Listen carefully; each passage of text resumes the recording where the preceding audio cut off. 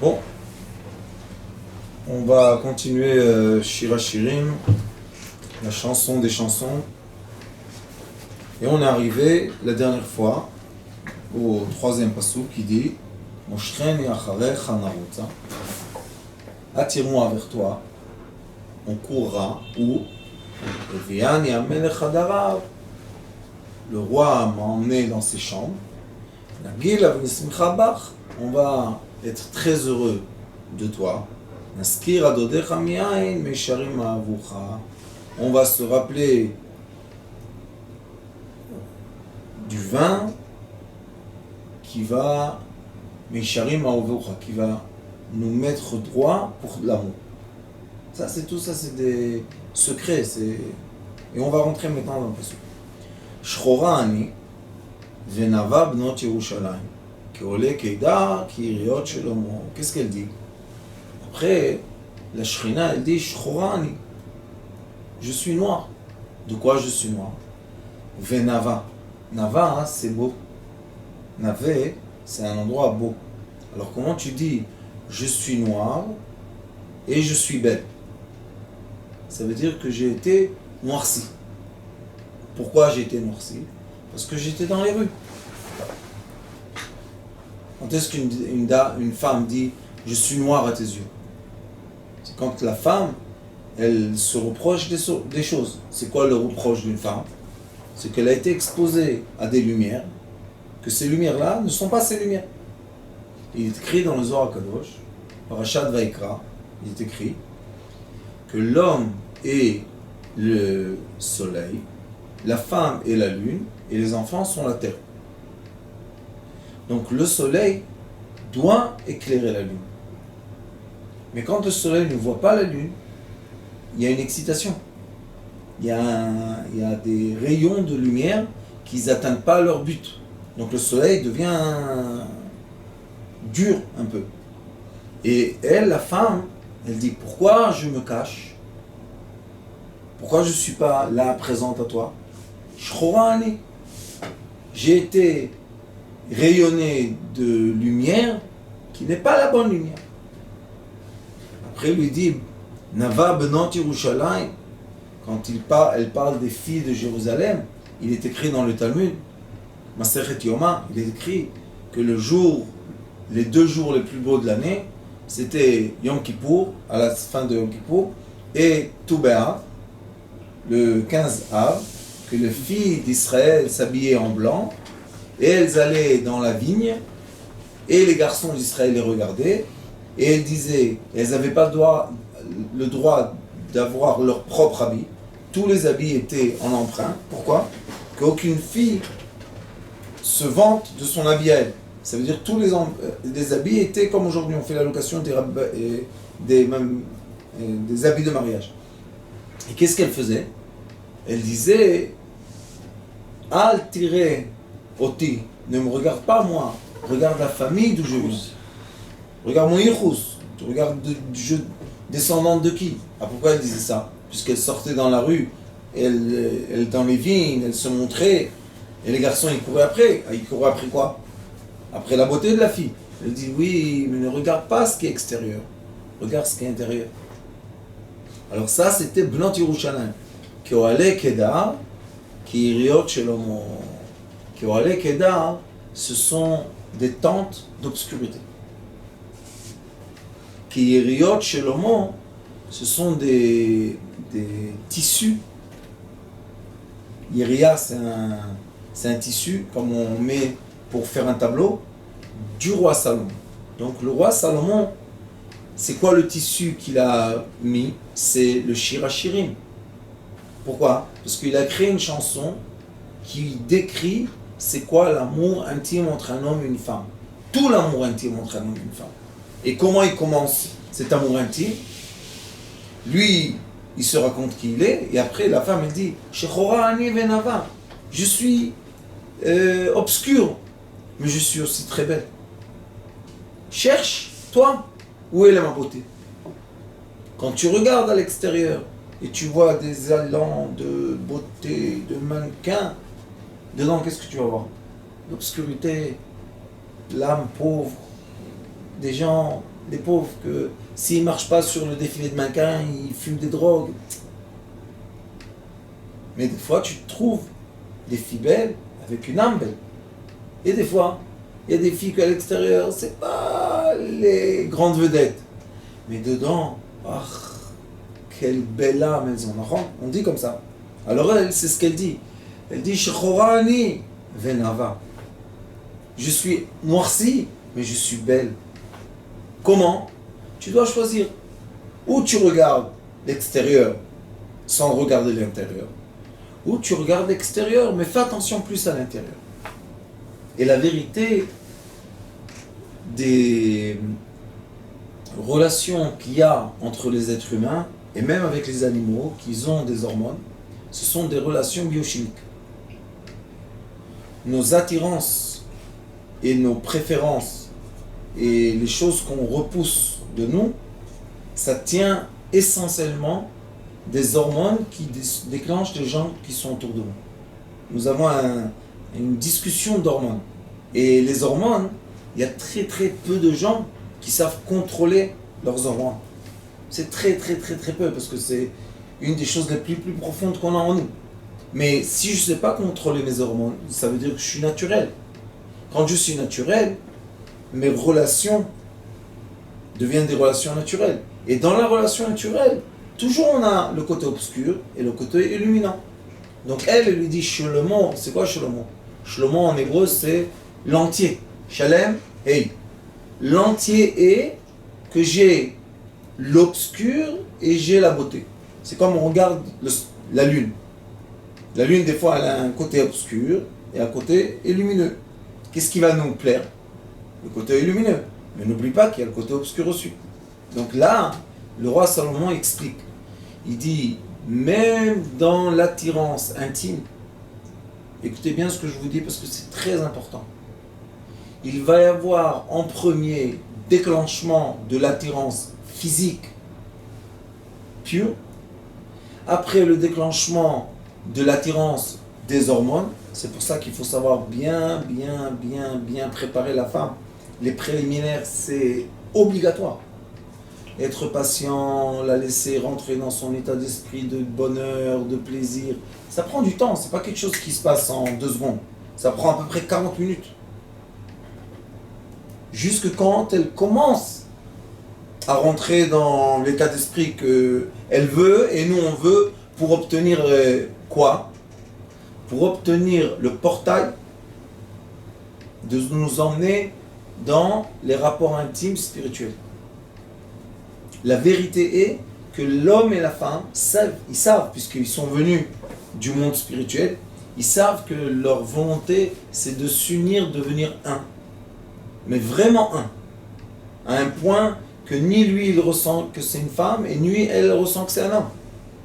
Tout est dans tout. Ça c'est la connexion spirituelle entre un homme et une femme.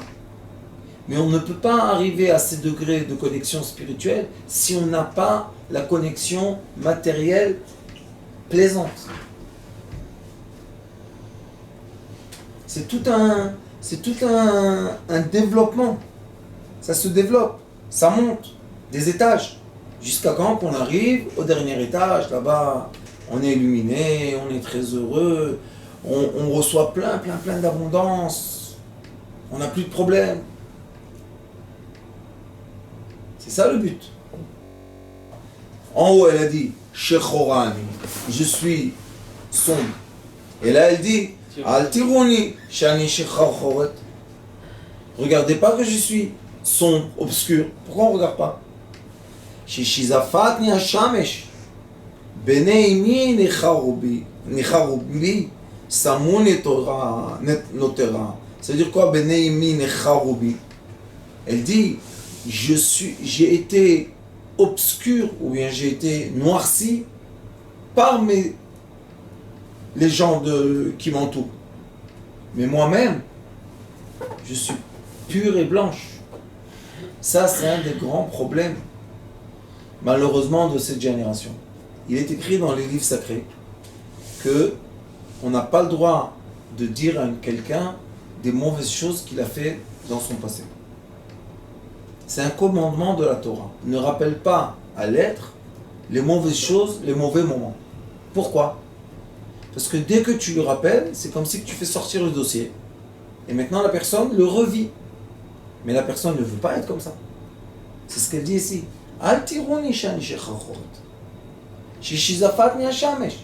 Quand j'étais noir, c'est parce que le soleil m'a bronzé. Donc moi-même, je ne voulais pas. Elle dit, בני אמי ניחרו בי, שמו לי נותרה את הקרמים. מה? כן. כרמי שלי לא נטרתי. Ça veut dire qu'ils ont l'intor, c'est gardé, c'est préservé. Alors elles disent, שמו לי נותרה את הקרמים. Ils ont préservé les vignes. כרמי שלי לא נטרתי. Mais ma vigne, je ne l'ai pas gardée. De qui on parle? Regardez comme tout est des remazim, des secrets. La vigne, dans la Torah, c'est la femme. Il est écrit dans le psaume de Teilim, Eshtecha kegefen porea berkete beitecha. Ta femme est comme la vigne dans ta maison. Un autre endroit, dans la Mishnah, il est écrit Masechet Nida, Isha doma le gefen. Une femme, c'est comme la vigne. Il y a une vigne qui donne beaucoup de vin, il y a une vigne qui donne moins de vin. Il y a une vigne que le vin est très très noir, foncé. Il y a une vigne que le vin est très très clair. C'est quoi? C'est le sang. Comme la femme, elle a le sang rouge, comme la vigne, comme du sang. Et l'homme, il a ce qui sort de chez lui, c'est blanc. C'est les deux forces qui représentent ce monde. Le blanc, c'est le chesed, c'est la miséricorde. Et le rouge, c'est la rigueur. Maintenant, il faut arriver au tiferet. C'est quoi tiferet? Le juste milieu. On doit se mélanger d'une telle façon qu'on arrive à être dans l'équilibre que la moitié homme, la moitié femme deviennent un être. Alors elle dit, eux, ils ont gardé leur vigne. Mais moi, ma vigne, je ne l'ai pas gardée. Ça veut dire que c'est une fille qui a été désirée ou plaisir, pas par un, par plus. Mais maintenant, elle veut revenir vers quoi? Vers un. Alors, qu'est-ce qu'on fait? Il y a une façon qui est très très vraie et qui marche, Baruch Hashem, parce que j'ai fait ça avec pas mal de gens. On dit que si une femme veut oublier son passé et elle veut se marier toute neuve, il y a une façon dans laquelle on peut la rendre jeune fille. Ça existe. Ça existe dans le Talmud, ça existe dans le Zohar HaKadosh. On peut la rendre jeune fille. Que le mari, quand il va venir, il va ressentir que c'est une jeune fille. Alors on efface tout ça. Comment on efface ça? Il y a des façons de le faire. Mais il faut savoir que oui, ça existe beaucoup de fois.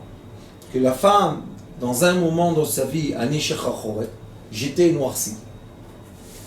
Mais maintenant elle dit, Shechora Ani, Shishizafat Niashamesh, j'ai été brûlée par le soleil, qu'est-ce que je peux faire? Et j'ai pas réussi à garder ma vie. Mais maintenant, oui, je veux la garder. Est-ce qu'on doit prendre cette femme-là et dire oui, tu es une jeune fille et on commence tout dès le début? Et moi, je fais cette histoire-là avec des couples mariés, malgré qu'ils n'ont rien fait de mal, ni elle ni lui. Mais à un moment, il n'y a plus rien entre eux. Ça n'existe plus, il n'y a plus d'attirance, il n'y a plus de rien du tout. Aujourd'hui, il y a un monsieur qui est venu me voir. Il m'a dit, je suis dans l'enfer. Je dis, qu'est-ce qui te manque? Il a tout. Il a de l'argent, il a des enfants, il a tout. Il m'a dit, je suis dans l'enfer, j'ai des mauvaises idées. J'ai pensé à me suicider. Je dis, quoi? À ce point? Quel problème? Il n'a plus rien avec sa femme. Plus rien. Il dit, j'ai rien avec elle. J'ai dit, tu veux divorcer? Il dit, non. Je lui ai dit, qu'est-ce que tu fais? Il dit, je veux que tu me renouveles le contact physique. Parce que tout débute de là-bas. Alors je lui ai dit, tu es venu à la bonne école. Bezrat Hashem, on a tout un système, toute une connexion qu'on fait entre l'homme et la femme, qu'on débute dès le début, on se sépare, et après on se remet ensemble. Il y a des étapes, le regard, la parole, toutes des étapes qui font fonctionner, refonctionner les glandes endocrinales pour remettre dans le corps des hormones qui ont été, les robinets d'hormones ont été coincés, quelqu'un les a fermés à clé. Maintenant il faut ouvrir les robinets d'hormones. J'ai dit, tu as quelqu'un de côté, non, jamais de la vie. Quelqu'un de très carré, très bien. Mais dire, retrouve-moi ma femme. On vit dans la même maison. Ils ont marié leurs enfants. Ils n'ont plus rien. 2 étrangers dans une maison immense. Et ça, c'est pourquoi? Parce qu'il y a des problèmes de souvenirs. Les gens ont des problèmes de qu'est-ce qu'ils ont eu leur passé. Et nous, on dit, il n'y a pas de passé, il y a seulement le présent. Je vis l'instant. Le Ari Akadosh explique, dans un de ses livres, qui est Etz Chaim, là-bas il y a la structure de l'âme, c'est merveilleux. Et lui, il explique là-bas que la sensation des capteurs nerveux qu'on a, on a des capteurs de nerfs, la sensation est liée au souvenir qu'on a du toucher qu'on a fait aujourd'hui. Ça veut dire que si une fois j'ai touché et j'ai eu une sensation, maintenant je retouche et je veux revoir la sensation. Il dit c'est impossible. La personne a changé, toi tu as changé. De seconde à seconde on change. Alors il dit pourquoi tu viens dans les sensations des 5 sens déjà avec les photos que tu veux que ça se passe. Il dit ça ne peut pas se passer comme ça. Il a raison ou pas? Pourquoi? Il a raison. Parce qu'on ne peut pas faire copy-paste, copy-paste. On ne peut pas renouveler les mêmes sensations. Ça ne sera jamais la même chose. Et une des erreurs des couples, c'est qu'ils veulent reproduire les mêmes sensations chaque fois qu'ils sont ensemble. Et c'est pour ça qu'ils sont déçus. Parce que s'il y a une fois une très belle union, après ils disent la prochaine fois, oh ça sera comme ça. Ça ne peut pas être comme ça. C'est pas la même heure, c'est pas le même jour, c'est pas la même femme, c'est pas le même manger, c'est pas le même goût, c'est pas le même odeur, c'est pas la même douche, c'est pas le même. Vous savez combien de paramètres doivent se rencontrer au moment intime? Alors qu'est-ce qu'il dit l'Ari Akadosh? Viens dans ce moment profiter de ce qui se passe maintenant. Et n'emmène pas dans ta tête quoi? Ce que j'aimerais ce qui se passe maintenant. Parce que là, je suis en décalage. Donc, est-ce que je vais profiter du moment? Non. Est-ce que je vais profiter de mon imagination? Non. Alors, je tombe dans le vide, ça s'appelle. Je tombe entre les deux choses. Parce que mon corps, vraiment, va vivre quelque chose. Mais moi, je ne vais pas faire attention à ça. Mon esprit, mon imagination va vivre quelque chose d'autre. Mais je ne vais pas vraiment le ressentir. Donc, où je suis? Dans le vide. Le vide s'appelle l'obscurité. Quand je rentre dans ce vide-là, quand je rentre dans cette obscurité, c'est ce qu'elle dit ici dans le... Al tiruni shani shechachoret. Ne regarde pas que je suis maintenant foncé. Pourquoi? Le soleil m'a bronzé. C'est pas moi. Et elle dit plus que ça. Car Micheli l'onatarti. J'ai pas gardé moi ma vie. Ah, qu'est-ce qu'on fait? Agidali. Regardez comment c'est beau. Chez Ava Nafshi. Dites-moi où est ce qu'aime mon âme. Dites-moi où est l'amour de mon âme. Pourquoi il dit ça? Parce que chacun de nous, homme ou femme, notre âme sait exactement les besoins qu'elle a. Et le besoin de l'âme, c'est être reconnu dans son sentiment. Que la personne qu'on est avec elle, dans le rapport intime, nous emmène au sentiment spirituel qu'on a besoin. Elle nous reconnecte à la lumière divine. Et la lumière divine, le Zohar HaKadosh dit, Parashat Bereshit, qu'elle peut se mettre seulement quand on est membre masculin, membre féminin ensemble. C'est pour ça qu'il y a une façon d'être ensemble, ça s'appelle le lotus. L'homme il est assis, la femme elle est assise avec lui quand c'est ensemble, et ils s'embrassent dans la bouche, ils s'enlacent. Dans cette position-là, l'homme n'a aucun instinct de sortir le liquide, mais ils peuvent profiter de l'union. C'est une position magnifique. Pourquoi ? Parce qu'on profite. On peut rêver, on peut s'endormir, on peut avoir des sensations magnifiques. La femme, elle peut bouger pour ressentir exactement son corps. Parce que quand nous, on est sur elle, c'est un peu tout en arrière, c'est pas tellement la même chose. Alors c'est pour ça que elle dit Agid Ali She'ava Nafshi, dites-moi où est ce qu'elle aime mon âme. Et qu'est-ce qu'elle aime l'âme ? Dans l'être humain, il y a deux forces. Il y a trois. Il y a la force du milieu, qui est l'être humain, mais il y a d'un côté l'ange, et de l'autre côté, il y a le démon. Et c'est pour ça qu'on profite du bonheur de deux façons. Il y a la façon qu'après une douleur, on me laisse tranquille. Ah, je sens un plaisir. Ça, c'est la façon du démon, qui va toujours essayer d'emmener le couple à des actions qui sont proches de la douleur, ou des fois même plus que la douleur. Ils augmentent la douleur. Pourquoi ? Après, quel kiff. Et il y a une autre façon, c'est plaisir pour plaisir. Mais quel est le problème ? Plaisir pour plaisir demande beaucoup de patience. On doit rentrer dans un mode de silence, dans un mode méditatif, dans un mode d'amour. On doit avoir de la patience pour la femme. On doit avoir les préliminaires au moins 40-50 minutes. Pour qu'elle commence à réveiller son âme qui est en dessous de toutes les couches d'apparence. Son visage, la poitrine, son corps. Elle veut qu'on dépasse tout ça pour comprendre qu'elle a dedans une âme, elle a dedans de l'amour. Et si on ne dépasse pas tout ça, on reste juste sur la surface. On n'a pas atteint ce qu'elle voulait. Alors c'est pour ça qu'elle dit Agid Ali she'ava nafshi.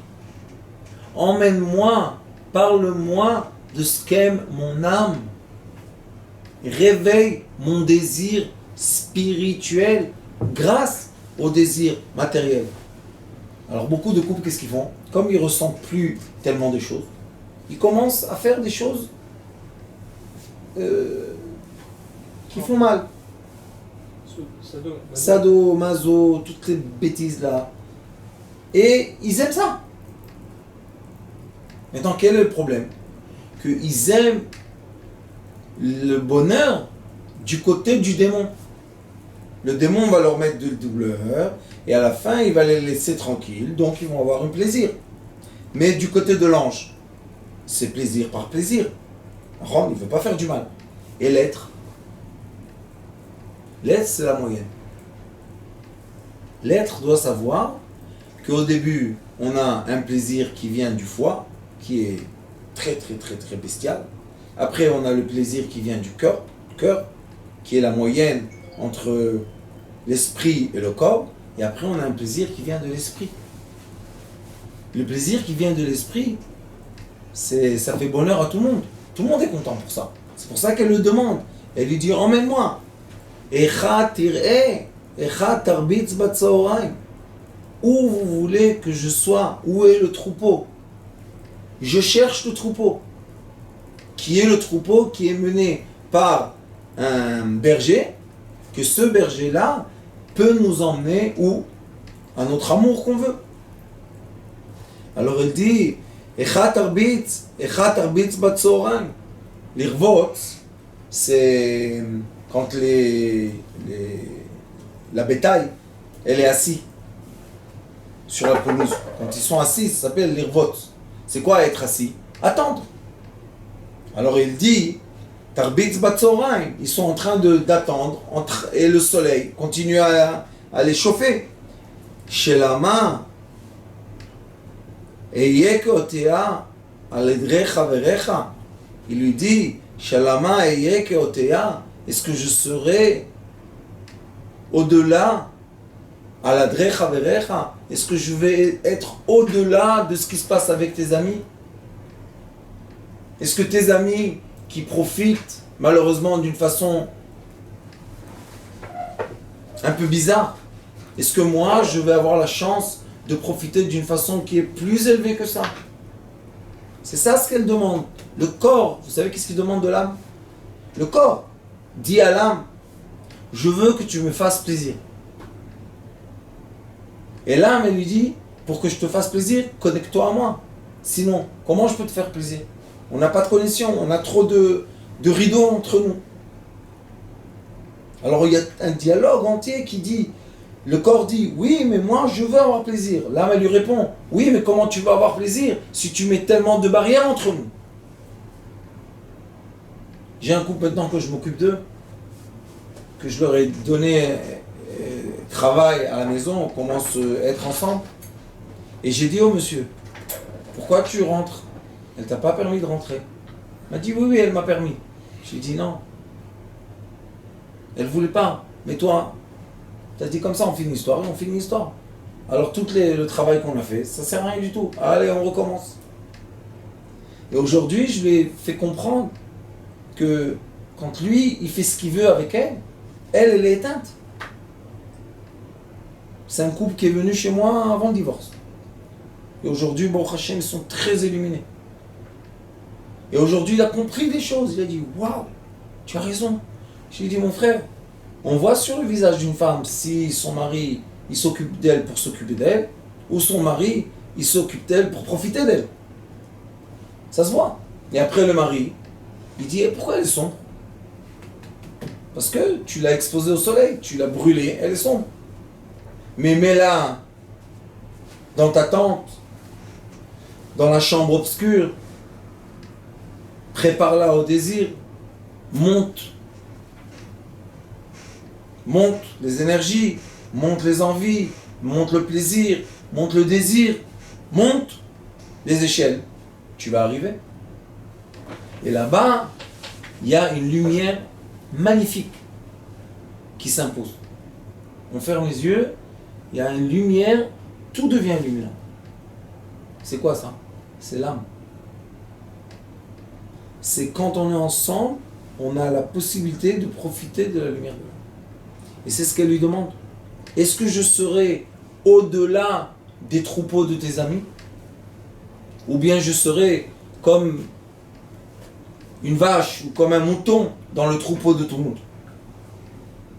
C'est pour ça que la femme, quand elle se marie, elle attend de l'homme d'être quelque chose de précieux et unique. Elle ne veut pas être comme tout le monde.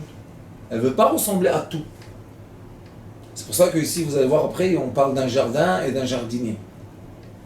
On dit que le jardinier qui s'occupe du jardin, il est unique au monde qui peut s'occuper de sa vigne. Vous savez que ceux qui font du vin, ils disent que même si on prend le même vigne et on plante 5 arbres du même arbre, à 5 personnes qui font la vigne différents, on va recevoir après un goût différent du vin. Pourquoi? Parce que chacun s'approche de sa vigne de sa façon. Et la femme, ce qu'elle cherche chez l'homme, c'est qu'il comprenne qu'elle est unique et qu'elle n'est pas comme tout le monde. Malgré qu'elle a le visage, malgré qu'elle a les yeux, malgré qu'elle a tout ça comme tout le monde. Mais non, je ne suis pas comme tout le monde. Et le problème qu'une personne a, quand elle voit trop de femmes nues, trop de femmes en maillot de bain, trop, elle regarde sa femme et dit, elle est comme tout le monde, qu'est-ce qu'elle a de différent? Alors elle n'a plus d'importance, elle n'a plus de valeur. Mais quand la femme, elle est pudique, et même son mari, il la voit pas. Alors quand ils sont dans le lit ensemble, dans la chambre obscure, ils sont nus, elle est unique. Il n'y a pas, elle ressemble à personne, puisqu'on ne la voit pas. C'est très profond ce qui est écrit ici. Et si tu vas me rendre unique, je vais te rendre unique. Vous comprenez comment ça se passe? Si l'homme va rendre sa femme la sensation qu'elle est unique à ses yeux, il n'y a pas deux comme elle, c'est la seule au monde, lui aussi, il va sortir de la chambre, il va ressentir que c'est un roi. Un roi, pas deux, pas trois, pas quatre. Et c'est pour ça que ça circule, c'est une énergie qui circule. De la femme dans les cieux, des cieux chez l'homme dans la femme, de la femme dans les cieux, et ça circule. Si tu rentres dans ce cycle de lumière, tu es un roi. Mais si tu rentres dans la comparaison, je la compare à celle-là, elle ressemble à ça, elle est moins que ça, elle est plus que ça. C'est quoi? C'est un objet qu'on peut tester et comparer. Non. Elle n'est pas un objet et c'est pas quelque chose qu'on peut comparer avec quelque chose d'autre. C'est pour ça que quand on dit en hébreu domé, ressemblant, ou bien moda, ressemblance, quand on est dans la ressemblance, on ne peut pas être dans l'union. On ne peut pas être dans l'union. Tous les moutons se ressemblent. C'est pour ça qu'elle ne veut pas être un mouton. Elle veut être quelque chose d'unique à lui.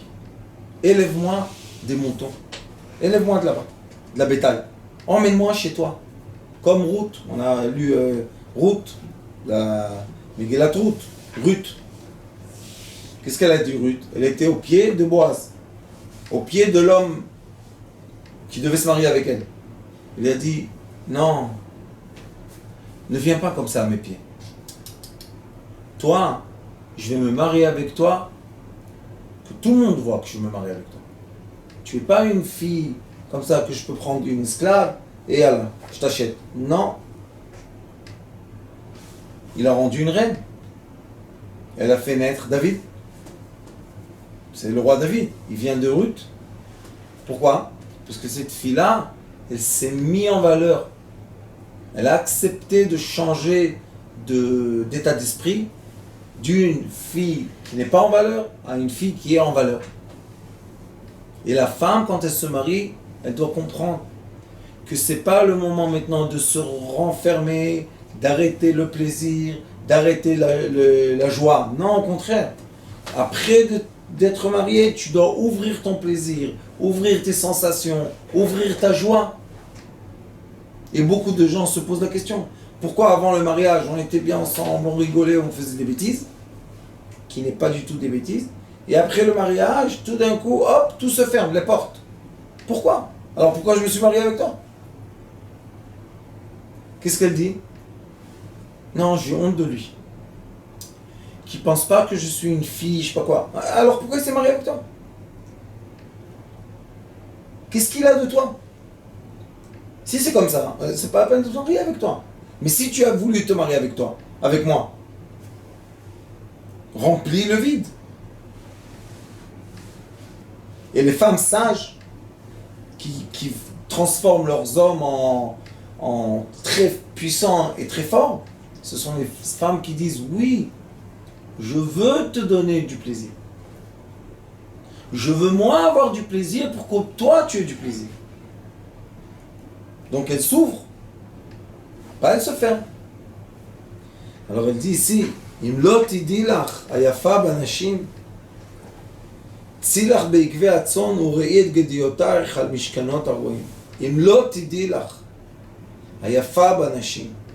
Si tu dois savoir, non, tu es la femme la plus belle des femmes. Tu n'es pas un mouton dans un troupeau. Tu ressembles à personne. Tu es la femme des femmes. Et chacun des hommes qui a sa femme dit, ma femme, c'est la femme des femmes. Mais il y en a une autre. Non. Pour moi, adaptée à moi, c'est la seule. Pourquoi? Parce qu'elle est unique à mes yeux.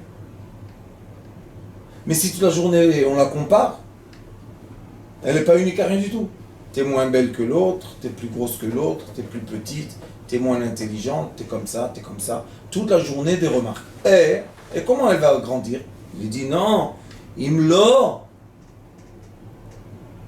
Sinon, si tu serais pas unique à mes yeux, si tu serais un mouton dans un troupeau, lo, Imlo, Tidilach, sache, Ayafa Banashim, tu es la femme la plus belle. Et comment elle va savoir? Qui va lui dire oralement et dire tu es la plus belle, elle va comprendre? Non. Si je veux lui donner la sensation physique que c'est la reine des reines, comme on dit, si la femme c'est une femme fontaine, opa, ça c'est très très rare. Pourquoi? Parce que les femmes peuvent être tous femmes fontaines. La question est, est-ce que le monsieur il fait la préparation pour l'emmener à la fontaine, ou bien il va vite, tac tac tac, et elle n'a pas commencé encore, et il est content, il va dormir. Et là c'est un troupeau, c'est un mouton. Qu'est-ce qu'il y a? Il y a plein de moutons. Toi, ton tour, allez hop hop. C'est interdit ça. Ça s'appelle qu'il torture sa femme. Comme ça s'appelle dans la Torah. La Torah dit, si tu te comportes comme ça avec la femme, tu la tortures. Parce que non seulement que tu as utilisé son corps pour ton profit, elle sort de cette action qui doit être une action magnifique, elle sort blessée. Elle sort blessée vraiment. Et pour réparer ça, des fois ça prend des mois et des fois des années pour réparer la blessure qu'elle a eue de lui parce qu'ils sont comportés avec elle comme si c'était un mouton dans un troupeau et pas comme si c'était la femme la plus belle des femmes. Tous les hommes au monde comprennent que quand une femme la plus belle à leurs yeux des femmes, elle vient vers eux et leur dit, moi mes conditions c'est que tu fasses 1, 2, 3, 4, 5, 6, tous les hommes vont faire ce qu'elle dit. Pourquoi? Parce que c'est la femme la plus belle du monde. La tienne remplit les conditions divines, pas les conditions à elle. Et si tu vas remplir les conditions divines comme on étudie, elle va fleurir. Elle va te donner la fontaine d'eau. Elle va emmener, elle va t'arroser de richesse, de gloire, de réussite, de lumière. Il faut comprendre ça. La réussite d'un homme, c'est la femme. Mais sa femme, sa réussite, c'est le comportement de l'homme. Donc il y a un cycle. Il y a un cycle qu'on ne peut jamais sauter des étapes. Et si on saute des étapes, on est des moutons. On va dans... ça s'appelle comment le troupeau. On est quelque chose dans un troupeau. Allez, le troupeau à droite, le troupeau à gauche. Personne est individuel. Personne. Alors il lui dit, c'est ilach be'ikve atzon. Va après le troupeau. Ekev, c'est le talon. Va à la fin du troupeau, laisse le troupeau passer, et toi tu vas passer après. Urei et gediotaich al mishkenot aroim. Tu vas être le berger du gdi, l'agneau, et tu vas aller sur les agneaux, dans les pelouses des bergers anciens. Qu'est-ce qu'il veut dire? Il dit, tu sais, quand tu vas quitter le talon du troupeau, tu vas devenir le berger des agneaux. Et c'est quoi les agneaux? La nouvelle génération de ce que je fais. Donc on te dit, quitte les anciennes méthodes, les anciennes habitudes, les anciennes techniques, tout ce qui est ancien, quitte. Pourquoi? Parce que si tu vas rester là-bas, tu vas être dans le troupeau. Et le troupeau doit avancer devant toi. Ça veut dire qu'il doit partir, s'éloigner. Et toi, tu vas rester pour être toi le berger des nouveau-nés. C'est quoi les nouveau-nés? Les nouvelles actions qu'on va faire entre nous. Et où on va le faire? Al Mishkenot Aroim. Mishkenot Aroim, c'est l'endroit, c'est les prairies des bergers d'avant. Donc on doit se comporter d'après l'éducation de nos bergers. C'est qui les patriarches? On a Abraham, Yitzhak et Yaakov, on a les patriarches. Et dans la Torah, il est écrit exactement comment on doit se comporter. Et si on se comporte comme il est écrit dans la Torah, la femme est très contente parce qu'elle devient, elle, le berger des nouveau-nés. Et une des choses les plus importantes dans le couple, c'est que la femme permette à l'homme et elle lui montre, et elle le dirige vers quoi? Vers ses plaisirs. Maintenant, c'est qui le berger dans l'acte de l'amour? C'est plus l'homme, c'est la femme. Et quand la femme accepte de devenir le berger de l'acte de l'amour, l'homme est le plus heureux du monde. Quand je vous dis du monde, dites à votre femme une fois d'accepter ça. Une fois. Après, vous ne voulez plus faire comme avant. Une fois qu'elle vous permette de vous dévoiler ses secrets les plus profonds. Une fois. Et une fois que la femme dit à son mari, après qu'elle est avec lui, merci mon mari, tu m'as arrosé d'amour. Une fois qu'un homme entend ça, une fois, vous savez qu'est-ce qui se passe avec lui? Il est attaché à vie. Il n'y a pas quelque chose qui peut se comparer à une sensation, une telle sensation. Et c'est pour ça qu'il lui dit, deviens-toi le berger. De quoi? Des actions, des nouvelles actions.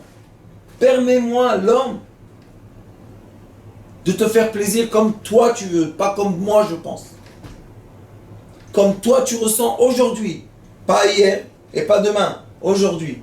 Ce qui fait le plus plaisir. Et vous savez que les femmes disent, des fois la jambe le fait plaisir, des fois le ventre, des fois ici, chaque fois il y a quelque chose d'autre. Et c'est ça ce qui est magnifique. Parce que quand on cherche le portail à l'accès au spirituel, on aura toujours un nouveau portail, toujours une nouvelle lumière, toujours une nouvelle compréhension. Alors j'espère, Bezrat Hashem, que on va avoir la chance, tous, de se comporter avec nos femmes de façon qu'elles deviennent le berger de l'acte et qu'elles nous permettent de connaître et étudier ses désirs. Amen.